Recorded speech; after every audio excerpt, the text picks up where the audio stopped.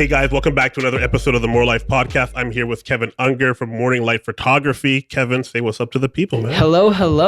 So how you doing? I'm good. Yeah, Kevin, you are a photographer based out of the Niagara region, St. Catharines, for people that know Ontario and Canada as such. Tell us a little bit about how the company started. I know you're a young guy, and I know that you have a large portfolio, and you've been shooting a lot for, I guess, since you were younger. So tell me how you started in photography. Yeah. So we're actually like in my office, which is across the street from a local concert venue. And when I was in high school, I wanted to go to concerts for free, and I had a camera. So I told the bands, hey, if you can get me in for free, I'll do your photos. And it worked, which is great. And then as I started to do more concerts, I thought, hey, give me $10 and get me in for free. And then I said, like, give me $20 and get me in for free. And like, it kept working. And then eventually I started doing some of like the band's promo photos, like for their CDs or EPs or MySpace pages. Yeah. So yeah, for their MySpace pages and everything. And so I started doing, that's how I got into more portraiture.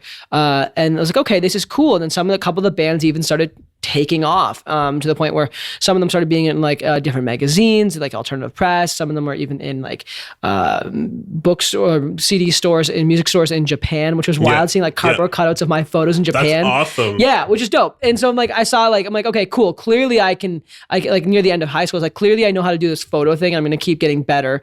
I need to learn how to run a business. So I went to school for marketing, sales and marketing. And like, I don't love school as is, but I was like, okay, I'll do a quick 2-year program. So I get a base on that. And you know what? Like, I think although I don't know if it was everything, it certainly wasn't everything I needed, but it helped me get interested in business. And then from there, I started taking a deep dive into like how to properly run business, how to make systems and how to do marketing properly and all that stuff. Like, in college, it'd be like, hey, like, how are you guys going to market the business? Like, oh, run a Facebook ad. Check. It's like, well, hey, like within, like, there's jobs dedicated to Facebook ads, right? Like to say, we'll run a Facebook ad, it's like you get the check mark. It's like, that's not right. And what returns did you get on that? Yeah, exactly. So like, but it gave me the interest to actually get interested in business. So that was cool. So yeah, and then when me and my girlfriend at the time got engaged, and now wife, our wedding photographer said, hey, you guys should do this together. So I still had my whole headshot business that I was starting to do, and the commercial work and the bands and all that fun, cool, creative stuff.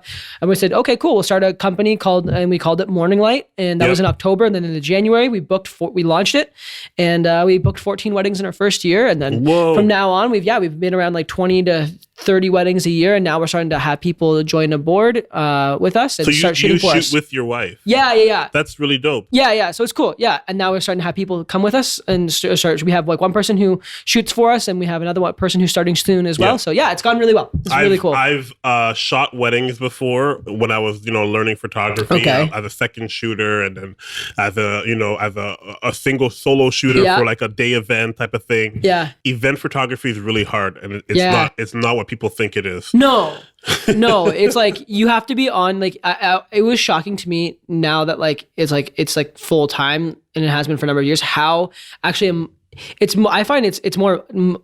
It's not even like the actual photos is the hard part. It's like being on all day, being like emotionally there for people all day. It's like something you wouldn't think is like, okay, cool. Like, I didn't know that was going to be the thing, right? I did it for like a year, maybe like 4 or 5 weddings where I was helping a friend of mine who was starting their business.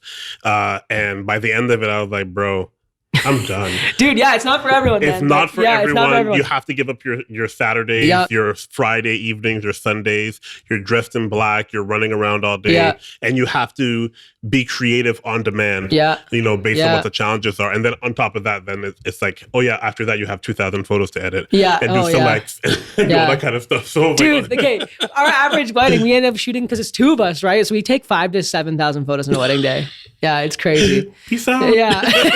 Dude, it's a lot. It is a lot.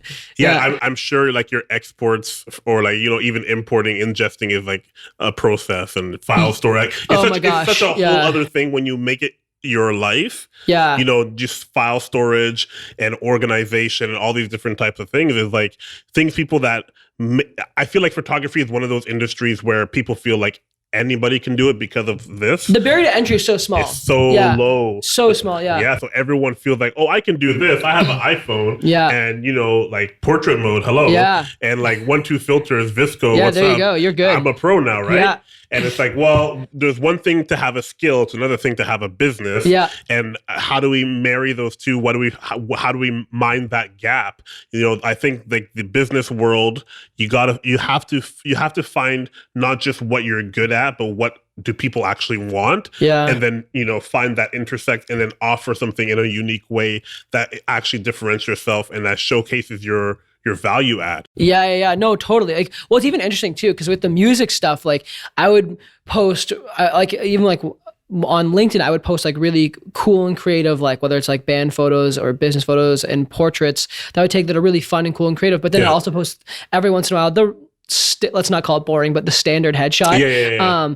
But because I was posting all that creative stuff, I was getting tons of regular headshot jobs. I was like, that's weird. I'm like, okay. But then I found that everyone wasn't wanting the creative stuff. They just wanted like on like plain white background. So I rebranded my entire website, just a plain white background. And I found for a couple month period, my business tanked. I was like, oh, even though they maybe need these regular headshots, they want to see the creativity. They want to feel like they're working with like someone who's cutting edge and who's creative. I'm like, yeah, that was an expensive mistake to learn. Yeah. But yeah, like it was. So it's interesting too. And even trying undo. Yeah, I basically redid my website 3 months later because I'm like, oh, no one actually wants it, even though that's what they need. So it's like almost like give them. Yeah, I know, it was very interesting. So yeah. Now with everyone quote unquote says that they're like, even I own multiple camera bodies. Yeah. I don't tell people I'm a photographer. I'm not a photographer. I know there's people who do this for real.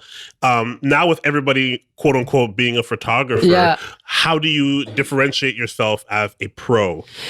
Yeah, man. I don't know. Like, it's an interesting question. So like, I mean, like a pro, I mean, like that's, I pay my bills taking photos. So I guess maybe that would make me a professional. Yeah. Cause I guess like if you're making money, that would make you a professional, at least part-time professional, right? Yeah, for sure. But yeah, like, I'm like, this is my sole source of income between like the two photography like companies. So that's kind of where things are at there that way.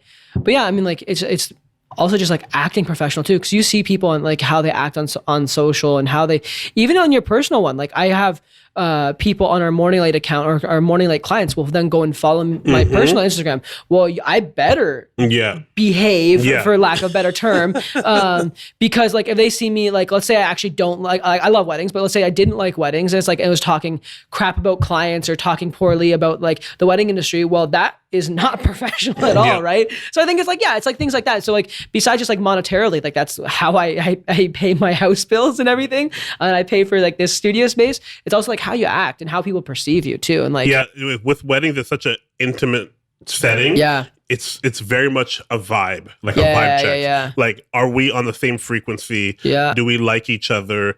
Do I like your aesthetic and how your process? Talk to us a little bit about the process that you take for clients to ensure that they're happy. I think that at any business, if you're only focused on product, then you're going to see failure. But if you're focused on customer satisfaction and repeat customers and all that type of stuff, on what the customer actually wants, you're going to see so much more out of it. Yeah. So, that's a great question. So I find, preface it by saying, I think you should pursue excellence of your craft. I think that's super important. However, you don't have to be the best photographer in the world. Right. You need to provide an amazing experience. You need to the process for us, like let's say an inquiry comes in, and so then we send them our wedding guide, and we then invite them to our studio to come meet with us, and we have a coffee with them and sit down and talk with them. I understand not everyone's gonna have a studio space, but like it's definitely helps. It's a little bit better than meeting at like a Starbucks or something like that. Pretty loud. Yeah, right? Meanwhile, you can come here and like we have like the nice music playing. We can then show them the wedding albums. We can learn about them and their day and that kind of thing. And walk them through what a typical day looks like, walk them through packages, that kind of thing. So all of a sudden already it's like this really nice experience. And then on the engagement session, you spend a lot of time getting to know them through the engagement session and through the emails and keeping up with them on social media and and like posting their session on social. And then as the day comes up, just keeping in good communication with them. And then the day goes by, it's great. You're there for them the whole day. Like I think that the big thing mistake photographers make is they think they're there to get their portfolio. No, you're there to serve. Like, and if the photos make your portfolio, dope, that's great. But like you're there to serve first and foremost, and provide an amazing experience. And then for us, once we edit the photos, sort through the photos, edit the photos, we will then invite them over for a preview party because we have like the big projector, here, and then like the big screen. So because you spend so much time like getting to know your couple for like and doing the engagement session and spending all the time communicating for you to just once you're done the photos, go, here's a link. Bye. It's like, that's so empty. So we started doing like these preview parties, and like it's like the best way of like clients being able to see their photos and they're like in awe. And they say, none of my friends got this for their weddings. And as a result of providing an amazing experience for your customers, it helps your bottom line. Like you will make more money, and that's great. But like serve your customers first and foremost and provide an amazing experience. Yeah, I think like people get it kind of mixed up, like the cart before the horse type thing, where they're like, all I want to do is focus on the skill. I'm like, skill is so important. It's great, but it's not the end all be all. I think how people feel, and you went to school for marketing, so you know a lot of this stuff already as well, but like you're kind of selling a feeling. 100%, man. Like, and that's the thing. Like, I know in my area, there's photographers who are significantly better than me who aren't working. And I'm like, does like, it's like almost disheartening at times. Like, so does skill matter? Like, but like, yes, it does. Like, but like, here's the thing is like, get really good at business so you can keep working, so you can hone in your skills, so you can like keep getting better. Right. Like, so true. Yeah. So that's how I look at it. I want to even dive a little bit deeper in terms of like business practice versus just skill. Because again, we could have a whole conversation on skill, on gear, on all that type of stuff. And you know, the craftsmanship of photography. I don't know if do you do videography as well? Like, no, we don't really. We don't offer that professionally or anything like that. But like, I wanted to focus, let's say, on the business cycle. I feel like there's a lot of people who aspire to be photographers because it's kind of cool. It seems like a cool job. It seems super cool. You get to go to weddings and hang out, eat good food, maybe have some drinks. Like it seems like the life. It seems like the life, and it's very much like, hey, my mom or dad bought me a camera and I can take some cool pictures of my friends. What if this was my job, right? Like it seems very aspirational. But I want to help people who are thinking about jumping into an industry like this because it's super competitive.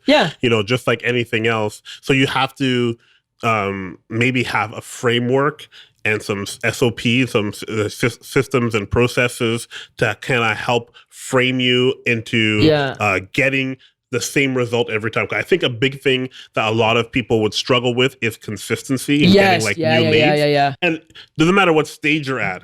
You always want more leads. Oh, for sure. Or better.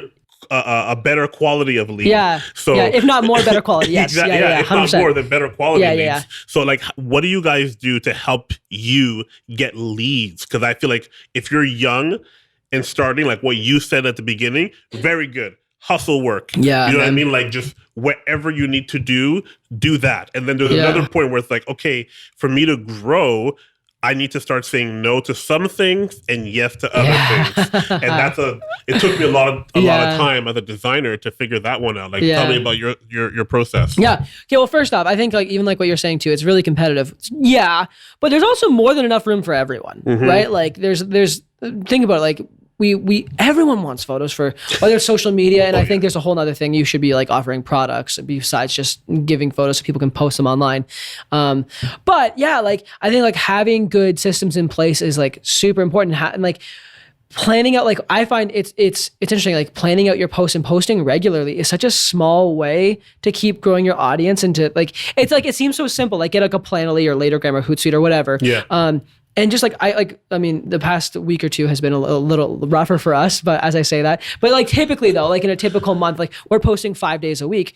Like I'm not sitting there posting it, and I've had friends tell me, "Well, that's not genuine." I'm like, "No, I don't know what that means." Like we're still posting it. It's like, and we're still like replying to comments, we're still replying to messages. But when we post regularly, and we post like with like typically our captions, we take them from blog posts. So we have our blog post, and then we take like paragraphs from that or small sections from that, and turn those into then like our Instagram posts, our Facebook posts, that kind of thing.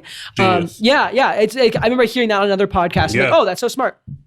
And so we have people who write a lot of our blog posts for us. Like we work with them on that. Yeah. And then so I'm able to take that and then put that into Planoly along with a nice photo from an engagement session, a wedding, a family session, maternity session, whatever it is. And then we plan out 5 days a week and then also some photos of us too, so people can get to know us and our team, that kind of thing. And honestly, just posting 5 days a week, we get a lot more leads that way. Right. Like, and you've engineered it so it hasn't been a huge cost for you. Yeah. I think people feel like what you just said is super expensive and they won't make any money. Yeah. So they feel like, well, if I have to find somebody to run my social media and I have to pay for a service or I have to do, write blogs, well, I'm never going to have time to do the work. But I think it's one of those things, if you set yourself up, it will actually get easier and easier. That's what I've learned. Yeah. You take, like you said, take a blog post, chop it up, or whatever asset you have, use it in multiple different ways. And the more you do it, you'll get faster at it. Oh, and you can also repost the same thing. Yeah, of course. Because people think like, oh, I already posted that. I tried it the other day. I reposted the same photo that we posted a couple months ago. It got more likes this time. That's so funny. It got more likes. And it's like, not that likes are the end all be all, because like they're vanity metrics. We all know that. Like it doesn't actually matter, which I'm so thankful that Instagram got rid of the likes button. Because even like with that though, like whenever we post like photos of like a happy couple on a wedding day, does really well. And let's say I post a picture of wedding albums, they tank in terms of engagement. However, we then sell way more wedding albums because the people who are actually interested in it, so it's more specific. It's more specific. So it actually, because like, here's the thing, why do you need 50,000 followers if you're only booking, like for the average photographer who's not a team, you're booking 20 to 30 weddings. You need 20 to 30 clients a year. You don't need 50,000 followers. So who cares if the odd post tanks? And now we know that when we're posting, when we're scheduling those posts. And also, that's my Monday morning for an hour or two. And then my whole week is done. So I'm not like every day at 12, like on my phone. I don't have to do that then, right? So I'm like, just do it all at once. Batch it, man. It's true. Yeah.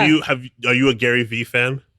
Yeah. Have you heard of his stuff? Yeah. I like his stuff. He talks a lot about how the number of followers you have is inconsequential. It doesn't matter. It doesn't matter. If you can it's all about how much engagement you can get. Yeah. So it's like if you have 50 people that follow you on, let's say, Twitter or on Instagram, how many conversations are you engaging in? Yeah. And how many conversations are people engaging with you in? Yeah. That's the only metric that matters because people get lost in some of these analytics and different like vanity metrics that really are to make us feel good, but it doesn't actually help the bottom line. Yeah. Because you can post a picture that has 1,000 likes on it, but if nobody actually inquired about what the product was or what the service was or who you are or said like, wow, that's really good, I'm going to keep you in mind next time, then who cares about likes? Yeah, no, likes totally. don't pay bills. Yeah, no, exactly. But somebody, if you post or if you insert yourself in a conversation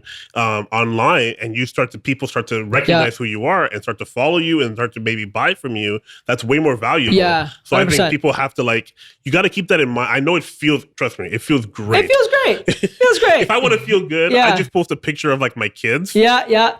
It's going to get... For me, it's my wife. Post a picture of my wife, it gets like 200-300 likes. Exactly. I'm like, feels great. But it's not even me. It's not even me. People aren't here for me.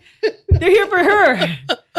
I looked at top 9 the other, when it was like last Christmas or whatever the New Year's is. Yes. It was all pictures of my wife. Yeah. Like no one likes me. They just like seeing pictures of her. They just want to see pictures of my family. Yeah. I'm just the guy with the internet password. Yeah, exactly, man, exactly. How about let's talk about working with a spouse. It's not for everyone. No, not everybody can. I would say most people shouldn't. Yeah, most people shouldn't. I would agree with that statement. Yeah. If someone were to tell me hey, guess what? Your business is going to explode next year, but you only can hire your wife. Yeah. I'd be like, wow, that's going to be a challenge. I'm going to need a marriage coach to coach me through that. Straight up. It's not meant for everybody. People have different working styles. How are they working with you and your spouse? Yeah, I think as a whole, I think partnerships are a horrible idea. I think they're so bad. It's like the saying, the only ship that sinks is a partnership. But I'm working with a spouse, and don't get me wrong. Here's the thing: we definitely bicker a lot. But when people see us on the wedding day, it's like we're the happiest couple ever. Which don't get me wrong, everything's great. We love each other so much. It's great. But it's just when you work together, naturally you're gonna have disagreements. Yeah. And then sometimes, let's say you guys are, one of us I was in the washroom too long in the morning. She didn't get ready before the wedding, and now we're bickering as you go at the door. But it's not you're going to just get out the door. So you're going to work together. together, right? So it's like you have those things, but like overall, man, though, it's so good, like because people love like the husband and wife team, especially in weddings. So that's actually the thing that we're now navigating as we grow. It's not becoming not Kevin and Victoria. It's becoming more, hey, this is the Morning Light team as we're starting to add people to our team, because we know, because my wife is in school for political science right now, and like hopefully law school, she's thinking in the future as well. So we know that the husband and wife team, that can't exist forever for her to pursue her dreams. Right. And so, but we also know that a lot of photographers either don't like to or are not great at running their own business and would prefer to work for someone. So if we can provide a great place for people to work, that's kind of where we're trying to go. So it's also now not just the husband wife team, it's now figuring out as husband wife, how do we make this so we can have other people come in and feel welcomed and do all those things kind of with that. Was she a natural photographer? Like, was she somebody who, or was it something like this was your thing and you showed her how? No, she was always interested in photography. I just did it a bit more. And then she's like, yeah, I could do that. And I was like, all right, cool. And it's like, cause she would help me with like the odd thing here and there, where I needed somebody else. And so she was always like interested in it and took like the media classes in like high school and stuff, cause I got started so young. Right. But yeah, she was always interested in it. But then as we did, obviously started the company, she got way more interested in it. And then now it became her job as well. How long have you guys been married? We married 4 years. 4 years this year. Yeah. So you guys got married young. Yeah. So you're doing all. So did my wife and I. Yeah. So you do all the growing together. Yeah. Totally. So I can resonate with the whole bickering because you're learning, right? Like, it's like, all right, fine, I'll just get out of the bathroom. Yeah, exactly, right? Like you're putting, newlyweds who are running a new business together who are also like 20 years old. Yeah, there's going to be some fights. There's going to be some fights, but because we're just immature. You're immature kids, right? Like. You said it, man. Like this could easily be a marriage podcast right now.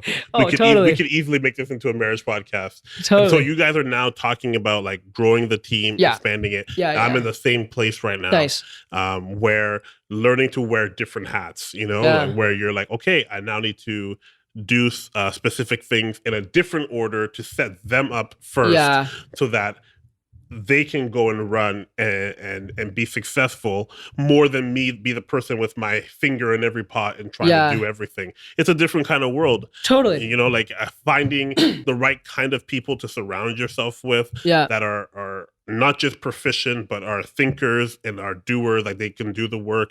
Talk to me about like your hiring. How do you vet people? Like, how do you do the whole gamut? How do you go through it? Well, I think it's important, even when it was just Victoria and I, it wasn't just Victoria and I, like, think about it. Like we have an accountant, we have a bookkeeper, we have people who will do a lot of our blog posts and our social media content.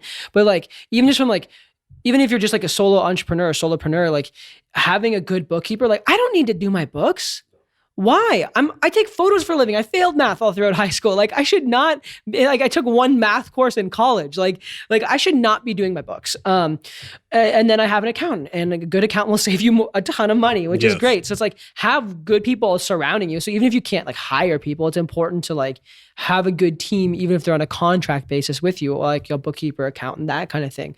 And then maybe even a business coach, because we have one that 100%. we work with. But yeah, so I mean, like even like a lot of it even like came naturally too. Like, so Beth, who's shooting for us, she started off like editing for us because I was looking for a wedding editor for us for a while and I couldn't find one. And so I was fed up and I was like, you know what? Like I was done praying about it and be like, hey, well, apparently they're not coming. So I was like, so I put on my personal Instagram saying, hey, does anyone want to edit headshots? And because I'm like, something's got to give because I can't do everything myself. 100%. Right? I cannot do everything. If I want to grow, I can't keep doing it all because that's just stressing me out. And then if I'm stressed out, I also work with my wife and then we're both stressed out. There's then no we also take it home. Yeah, right? So it's like, it's not good for me. It's not good for us. So like something's got to give. So I'm like, okay, well, if I can't find someone for weddings, I'll do it for headshots. Put it on there. And then Beth reached out to us and said, hey, like if I don't really know much about headshots, but if you ever need help editing weddings, I could do that. I was like, oh, no way. That's awesome. So she started off editing for us and she edited for us for like a year and a half. And then we're like, hey, would you ever want to shoot? And she's like, actually, I'd prefer to. I was like, oh, awesome. Wow. So we had to find a new editor. But it was great because then as she shoots, we can then take on more projects. Yeah, capacity grows. Yeah, capacity grows, right? And so it just came very naturally because then because having edited for us, she now knows exactly what our photo should look like. She's got our settings in the top right-hand corner of the Lightroom, right? Like she knows exactly what everything should be. And then also too, like I think people want to hire people and expect them to be great right away. Because even as we're starting to bring another person or two on right now, and even for editors, like, no, you got to work with them. You got to work with them. Like, because if you're not willing to teach them your process, because even if they can get 70% there, that's more than good enough. Like one time there was a wedding that I wasn't sure if I loved how it was edited by someone, not Beth, but by another person. And then my one friend I was showing, I was like, hey man, what do you think? What do you think? And he said, well, did you send it out? I was like, yeah. He goes, then it wasn't that bad. I was like, that's true. Okay. I was like, okay, that makes sense. Cause maybe it's not exactly how I do it. And I was stressing out because it's not exactly how I do it. Right. But looking back, I'm like, oh yeah, the photos were great. Wow. It just wasn't quite as good as I would personally do it. Yeah. But also we were just so lucky with Beth because she would nail it at 10 out of 10 every time, right? Yeah. Like, so like when you're starting a new person, it's like, oh yes, that's true. We have to teach people. 100%. Yeah, we have to teach people and work with them because you're not like, you have to have the heart of the teacher, I think, if you want to grow. That's what I'm learning right now. Yeah. You got all the stuff that, first of all, you have to know your process. Oh yeah. And once you know your process, that will make it easier already for whoever you're trying to onboard, whoever's learning your process and your skills. And then from even there, refinement and showing them, or allowing them rather to make decisions on the fly. Say, listen, if this is a little too overexposed, I'm gonna let you solve it, but this is the range I want it to be in, and this is how I want it to look and feel. Yeah. And so allow them to go with it, so you don't always have to micromanage. But there's always, like I've said this before on different episodes of the podcast, the rate of diminishing return. Yeah. The more specific, the more expensive, the more whatever, the less it will be easy for someone to tell the difference. Yeah. You know what I mean? Like if I have camera X that costs $5,000 and camera Y that costs $10,000. No one's gonna know the difference if I shoot a JPEG and put it on Instagram, or totally. If I shoot a RAW and send it to you in your email, you're still not gonna know the difference right away. Yeah, totally. So that's where it's like the more specific you have it, it's like, okay, that's good because that will help them get it closer. But when you're training somebody, you have to be willing to say, listen, we're going to grow with them and they're going to learn from us even more. So it doesn't have to be like a home run the very first time. Yeah. Okay, this was good. Here are a few pointers. Yeah. Next time, make some more decisions on your own and let's see how we can get to where we need to be. To me, it's almost it's almost like the whole, like, I know there's good something like the Christian side of things, but it's like the grace and truth thing. It's almost, you have to have that for people when they're starting out with you. It's like, hey, listen, good job. Like, good job. Like, and I mean, they probably did good enough or like almost there, but it's like, also, the truth is, like, here's some things we need to work on, right? And it's like trying to find the balance of that. That's so right? Good. Like, it's like trying to figure out that stuff. But yeah, like that's the thing. It's like, just like, and also too, like, we're figuring it out as we go. Like, we also have a business coach that we work on. Like, I am so far from having figured it all out. Like, I'm like just seeing like, okay, cool. Like, we've seen the process of how it got to us to being full time and having more than enough work, having hundreds of inquiries come in every year. Now we're like, okay, cool. And then we did that with like Beth, and now we're like, okay, we like the first year she only had like one, and she was very gracious with us, like, because she like with her schedule and everything. The first year she only had one wedding. We're like, oh, would you want to shoot? We got her one right away. The next year she had 3. This next year she had 4 this year. And then this next year she's at 7. She's probably going to end up, and we're not even in booking season yet, so she'll probably end up at like 15, 20. But like, now how do we duplicate that process but do it like 3 times faster? So like in your first year, you're shooting like 5 or 10 because it's not worth it for someone to be shooting just one wedding. So now how do we do that? Cool. So we figured it out. Now how do we speed this process up? And I think that involves, for us, from a skill level, a lot more teaching, a lot more intentionality, and also too, just like working a lot more on the marketing side of things. And we've been learning that in the last year. And I think that's why we're also now booking up. Our schedule is pretty much filled for this next year. Yeah.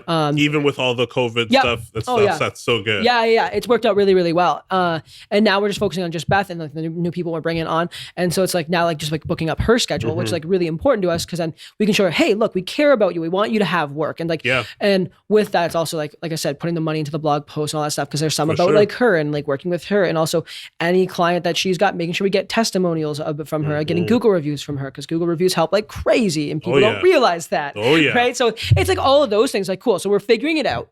And as we're figuring out, like, cool, now how do we take this process that we've done that's clearly working to get her a full-time schedule? how do we duplicate that, but 3 times faster? Yeah. That's the goal. What I've been learning, what my business coach has been showing me and helping me work through, we have a full-time employee and then we have a part-time employee. Cool. And when we brought on the part-time employee, we got Faria, the full-timer, to train her. Because it was like, you've already done this. Yeah. And now you know necessarily you can trim the fat of all the extra stuff that I was saying that didn't really matter because you're actually in the trenches now. That's cool. You're in the trenches more than I am. So me going back trying to train somebody on how we do, let's say, our onboarding of clients, or we do like design briefs and stuff like that. It's going to be so much faster with her teaching the new person because they have been doing it for the last year and a half. Yeah. So it's like, okay, now you show them. And every like cycle, it actually gets more and more refined. Yeah. And you know, like you start to like tell people, write down everything you do. And then you can start to see what the actual patterns are for all of that stuff. It's such a unique process, like switching that hat, like being an artist, being somebody who thinks creatively, and then the more and more you grow inside of a business, the more you start to see like, oh, okay, it's actually more strategic, and creativity is problem solving. So it's not just that I'm creative with a camera, but it's like I need to be creative with management, with people, with having a culture, for the company, all that type of stuff. These are things that I'm like, oh, my skill set and creativity is actually going to be transferred. Now my goal is not to be the lead designer in my agency. The goal is for me to be the manager. Be the person who can do the most procurement and onboarding and sales. And for us to continue to grow as a company and to have that culture, I need to use my creativity to like show people and train people and bring them on, which is one of the hardest things I think I've been learning in the last little bit, is like, how do you transfer culture? Like how do you get somebody to be on the same page so that everyone is feeling good and because collaboration is hard already. I've learned, being on a couple sets of like bigger film shoots and stuff like that, you kind of learned a director's job is extremely hard. Oh my gosh, because you got to have like 100 people all on the same page. And then, okay, you transfer that to like what I do. It's like, collaboration, that's already hard. Culture is even harder. Like, how do I explain the values of my business in a way that they understand it, so that because the name of the agency is called Creative Partner is because it's more human. We partner with people, so I needed to be genuine. I needed to be friendly. I needed to be accessible and unpretentious. You know what I mean? Like we have to be good people, and it's one thing to hire somebody who is skilled, but then now that I know what I want, it's like, okay, I got to make sure that I'm hiring somebody who's also fits those requirements. Yeah, no, totally. Yeah, and I think even for us too, it's like the reason we asked like even like Beth to come shoot for us is because like she is so good with people, and even like the other 2 people who we're talking to about coming to work with us, like they're so good with people. I'm like, we can train skill. That's no problem. Because like here's the thing, we know all the technical things you could need to know, and I can teach that. No problem. But I'm not sure I think you can grow in this, but I'm not sure if you can necessarily teach it as easy as like, how do you get along with people you don't know? How do you like interact with family on a wedding that you've never met before? How do you treat people really well? How do you make people feel comfortable in front of a camera? Those are things that are hard because you have to bring that out of people, right? And so anyone that we're going to bring on with us, like we've had people who've asked, can I co-op with you? But that means they're going to come to weddings with us. And I've told them no, because after interviewing them, I'm like, we can't have anyone who's pretentious. We can't have anyone who's got an ego problem. We can't have anyone who's that.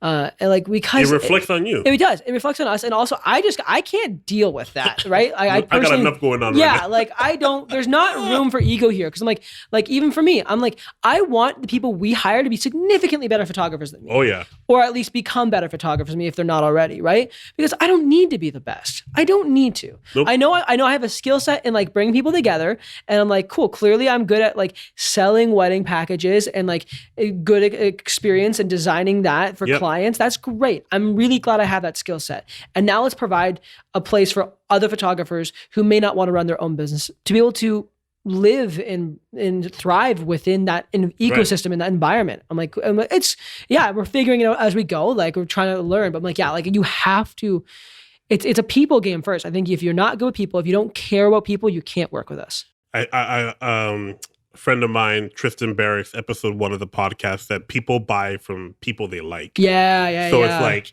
if they don't like you, if there's not a connection, you might get a sale once here or there from them. Yeah. But if they like you, they'll be your biggest advocate, your biggest cheerleader. They will love working with you. You'll be repeat customers, all that good stuff. The stuff you want, all the gravy, that's when they like you. They feel like, wow, this person respected me. This person treated me really well. This person did all this type of stuff.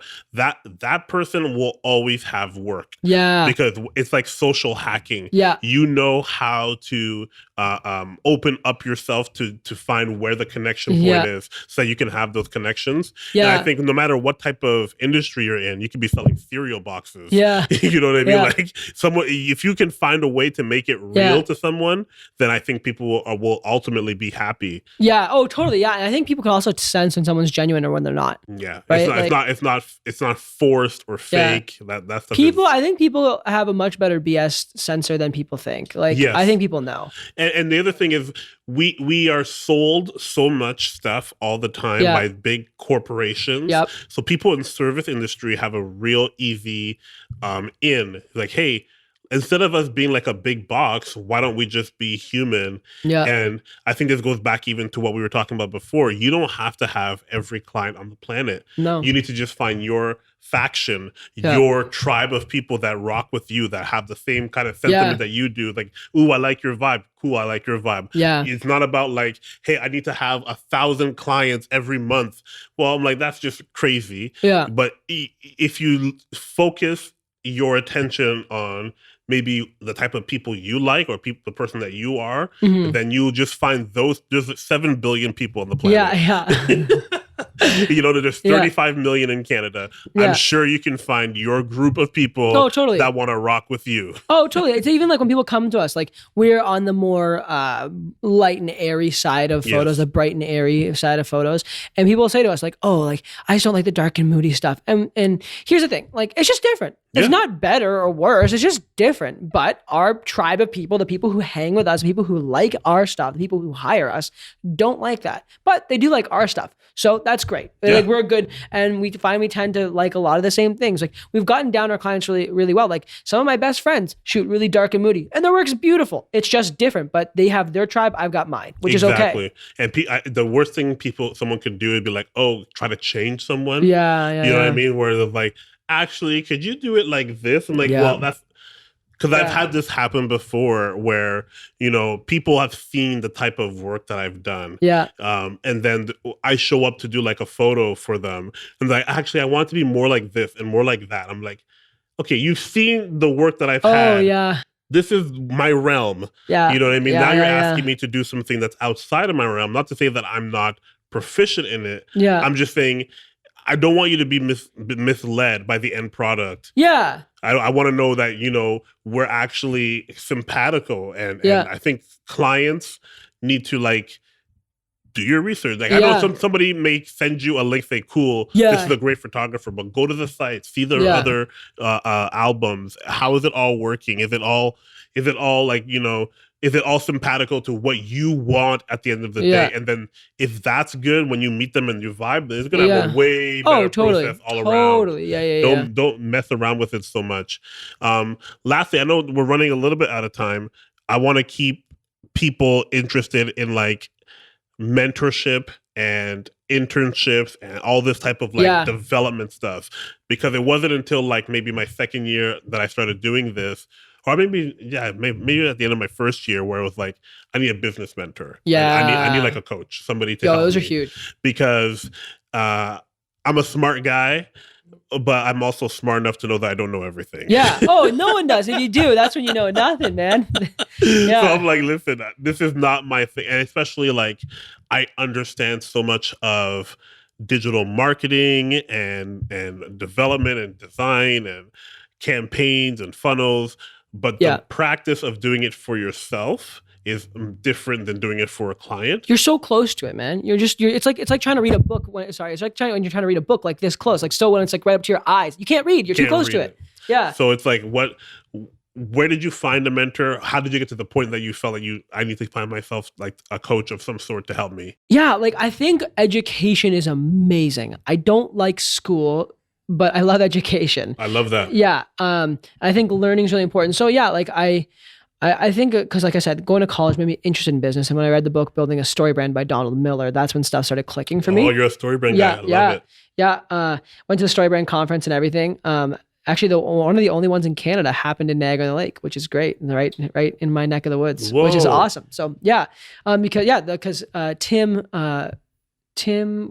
Arnold, who's like Tim Arnold's part of Story Brand. His office is down the street, or at least used to be. Yeah, so that's why. It's because he just goes back and forth between Nashville and here. So yeah, that's why he's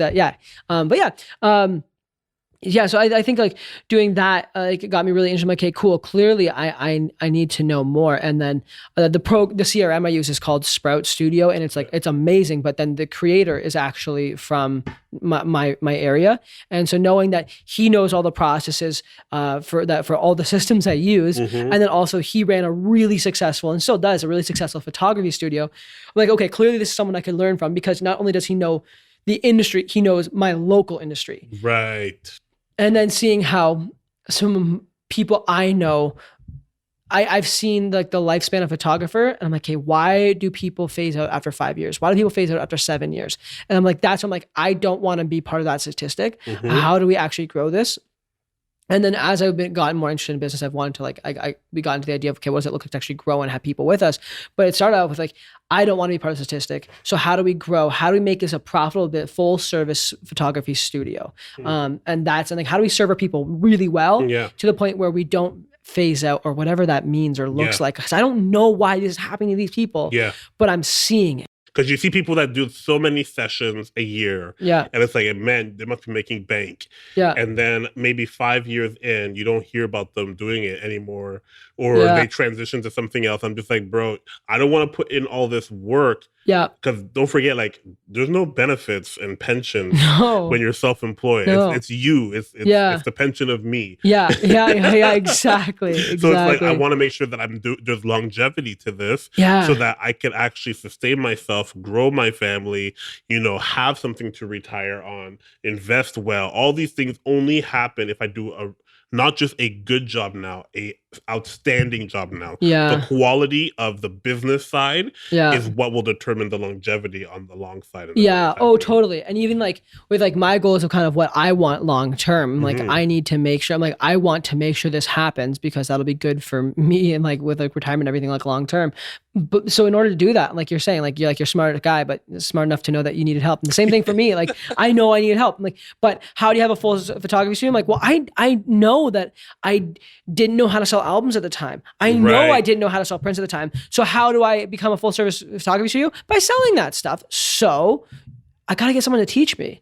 Right. Huh. And that expedited the process, and all of a sudden we now sell albums regularly, and I think albums and physical products are the best way of enjoying your photos. Sure. Right? Like, so I'm like, because knowing that, I knew that. So how do we now sell these? And also we went through 3 or 4 different printers. So we found one that's amazing quality. Yeah, they're more expensive, like on our end, but the quality is amazing, because we want to make sure anything we're giving to our clients is going to be like just beautiful, right? And like it is, which is great. So I think it was like I figured out what my goals were. I'm like, okay, I don't know how to do those things. I need to find someone who does know how to do those things. And then even if it costs you, like, it's going to be an investment, but that's the whole thing about investment, means you're investing, which means there should be a return. Well, I've had people mock me for like spending money to be part of a roundtable coaching group. Yeah. And they're like, so how, like, you still paying them? I'm like, yeah, you know how many problems they help me solve and mitigate, and how many systems that I've gleaned from them. Yeah. And it's like, no, this is actually something where it's almost invaluable.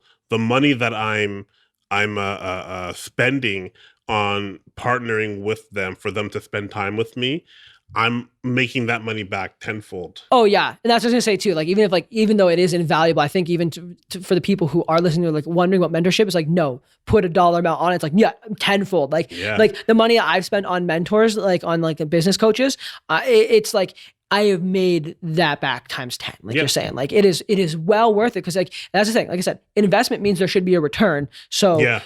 Now, trust me, there has been a return, and it's been really good. Like being able to like have someone else say, no, you're thinking about it wrong. And even like, because he'll see like if I'm looking at a new camera, be like, no, man, you don't need it. You don't need new gear. Like you don't need the new gear. You don't need the new camera. I'm like, yeah, I guess you're right. Even though I don't like hearing that, it's nice to have someone who's not just a cheerleader, but like a real coach who's got the heart of a teacher who wants to help you grow and succeed, that kind of thing. Because it's been like huge for like the growth of myself and my business. If you're a hard worker already, a coach, I feel, is like pouring gas on fire. Yeah. Because if you already have the work ethic down, like I'm going to get my stuff done, I'm going to work hard, I'm going to do whatever it takes. If you already have that mentality, first of all, you're poised to be an entrepreneur. Yeah. Then second, if you find somebody who can kind of ignite that fire and pour gas on it and be like, you're going to go so much further faster and the results are going to be so much better.